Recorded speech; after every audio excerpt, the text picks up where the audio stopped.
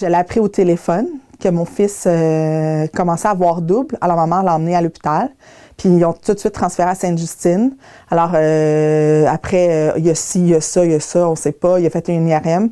Puis, le soir même, en même pas l'espace de quelques heures, on a su qu'il y avait une tumeur cérébrale.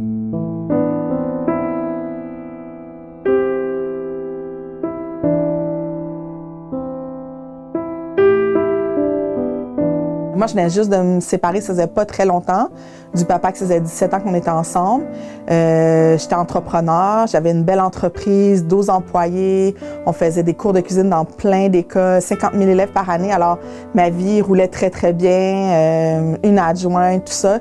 Mais quand un enfant tombe malade, quand tu es entrepreneur, on peut pas prendre d'arrêt de travail, on peut pas caler malade, on peut pas aller voir le médecin non plus pour lui dire « je peux avoir un congé de maladie », c'est impossible. J'ai fait du mieux que je peux avec les traitements, la chimio, la radio. Puis malheureusement, Ulrich a hyper réagi à tout ça. Alors on se retrouvait à l'hôpital pratiquement à tous les jours avec des longues périodes d'hospitalisation.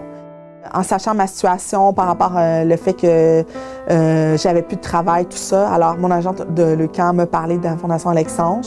Puis après, j'ai pu parler, être accueillie avec Isabelle et Martine, puis découvrir cette super belle fondation-là. C'était vraiment tout par téléphone. Alors ça aussi, j'ai beaucoup apprécié parce que j'avais pas à me déplacer. Alors j'ai parlé avec eux, on fallait remplir un formulaire. C'est vraiment très, très simple. Il n'y avait pas de chichi, blabla, pas besoin de me justifier non plus. Comme Isabelle et Martine ont vécu la même chose que moi, me comprenaient complètement. Puis il n'y avait pas de jugement non plus, puis ils m'ont accueilli avec les bras ouverts.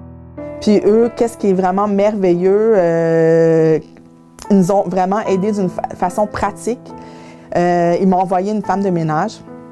Alors, à un moment donné, c'est quand tu as la tête qui déborde, quelqu'un lave ton bain, quelqu'un fait ton plancher, quelqu'un lave ton lavabo, ça fait vraiment un genre de répit de mentalité parce que ma surcharge mentale était énorme.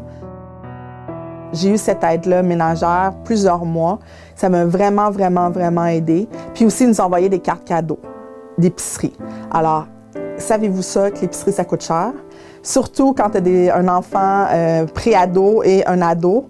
Alors ça aussi, c'est un autre moyen de nous aider parce que quand on n'a pas beaucoup de sous à la maison, on arrive à l'épicerie, souvent on va choisir les choses qui coûtent le moins cher, tout ça. Mais quand tu es avec un enfant qui est peut-être en fin de vie, qu'on ne sait pas qu'est-ce qui va arriver demain, on aime ça gâter. La veille de sa rentrée scolaire, elle a fait une première crise d'épilepsie. Il n'en avait jamais fait de tout le long de sa maladie. Et là, je me suis dit, OK, il y a quelque chose qui ne va pas.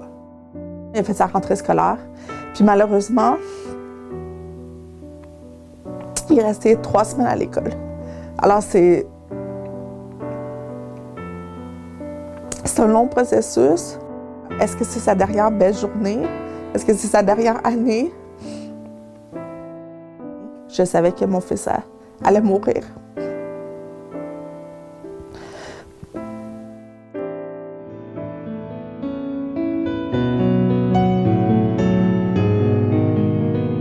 Je me suis sentie soulagée, surprise du gros montant qu'il allait nous envoyer. En plus, quand j'ai eu l'enveloppe, il y avait un petit toutou à l'intérieur. J'ai trouvé ça tellement cute, mignon. J'ai donné le toutou à Ulrich. Ulrich adorait les toutous. Alors, le petit ange, leur histoire, tout ça. Puis le fait que 2 mères qui avaient passé par là, qui avaient vécu le deuil, puissent après donner un sens puis offrir cette aide-là à une famille comme la mienne, qui comprenait mes besoins, qui comprenait vraiment qu'est-ce qu'on vivait, parce que souvent on se sent très, très isolé. Ça m'a vraiment soulagée. Qu'importe le discours, tout vivre dans mon cœur, toujours. Merci.